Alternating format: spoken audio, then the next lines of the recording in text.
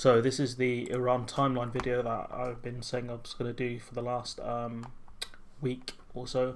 So anyways, I guess it really starts with Pompeo offering a warning to Iran December 13th, saying that if you harm Americans, our allies, or our interests will be answered with decisive US responses, saying that you come near us, or anyone of your crew come near us, and that's it.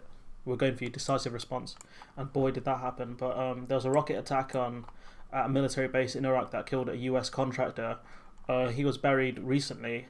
It's unfortunate because he was a linguistics guy as well. He was a civilian. He had nothing to do with this war. He was just asked to do a job, basically, and it was a non-violent one as well. So it's tragic. No one claimed responsibility for this one.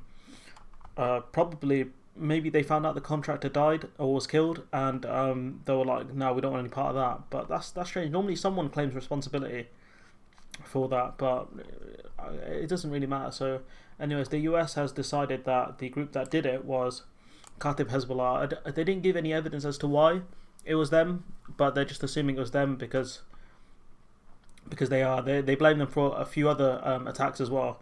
So the Pentagon said it's linked to the Iran's Quds Force responsible for recent attacks in Iraq, plural, that's important, including one 2 days before that killed the contractor and injured several American and Iraqi forces.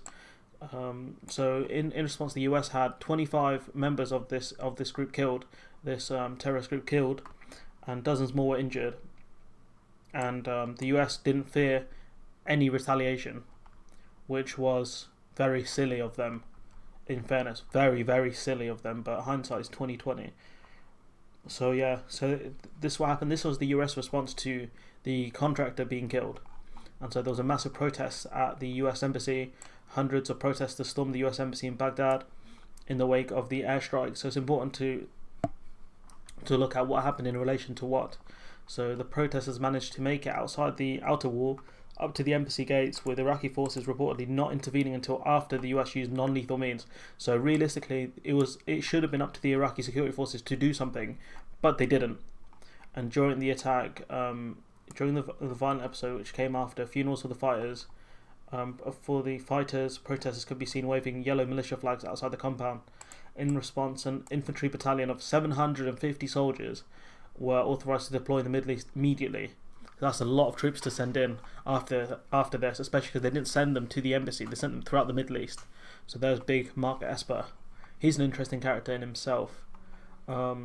So Soleimani was killed at the direction of Trump. So Trump was the one that ordered this. So it wasn't some rogue force in the US or the deep state. This was Trump's actions.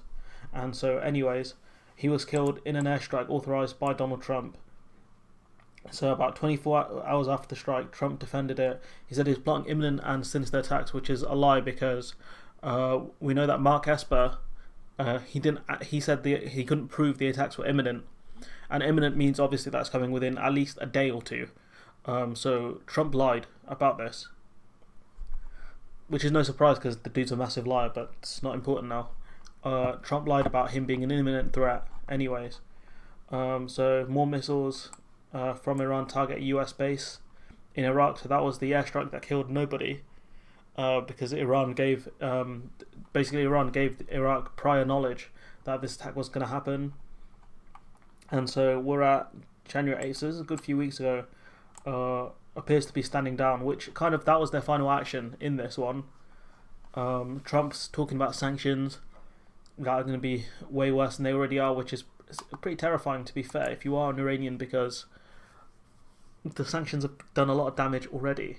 For far too long, nations have tolerated Iran. It's like, you should have done a coup, you douche. That was back in, I think it was the 50s. Those days are over. Iran has been leading sponsor terror, and the pursuit of their nuclear weapons threatens the world. We will never let that happen. Trump did not detail new economic sanctions, but called them powerful. Everything to him is tremendous or powerful. So yeah, and we're pretty much here now. This article came out, the 8th of July, and the last post was on the 7th. We haven't seen anything really that new happen, apart from the plane being shot down, which wasn't a response to any US attack, really.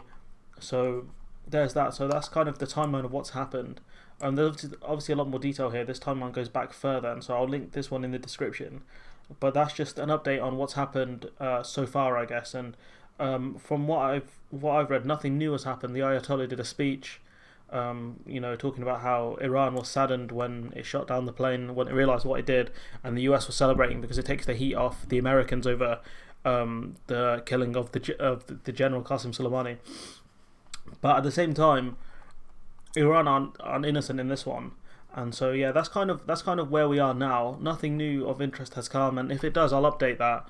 But yeah, it looks like we're heading towards a stalemate anyways, and I'll do a separate video on that of the two most likely outcomes of this whole situation. So yeah, subscribe for that, and I'll see you in the next one.